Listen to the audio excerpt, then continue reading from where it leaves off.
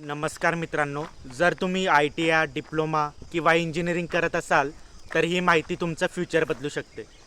आजच्या काळात फक्त डिग्री घेणं पुरेसं नाही, तर स्किल्स असणं खूप इम्पॉर्टंट आहे. सरकार यासाठी अनेक स्कीम चालवत आहे. सर्वात आधी आहे PM कौशल्य विकास योजना.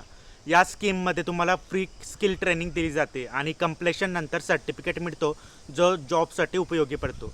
त्यानंतर आहे नॅशनल अप्रेंटिसशिप प्रमोशन स्कीम.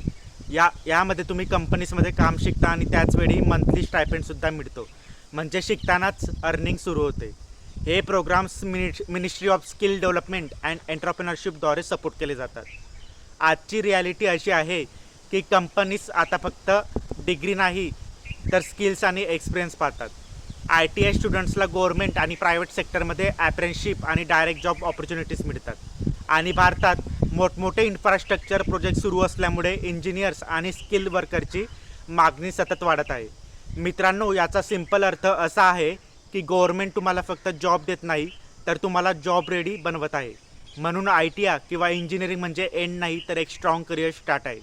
जर तुम्हाला अशी माहिती युजफुल वाटत असेल तर फॉलो करा. धन्यवाद. आजच्या काळात डिग्री नाही तर स्किल्स तुम्हाला फ्युचर देतात.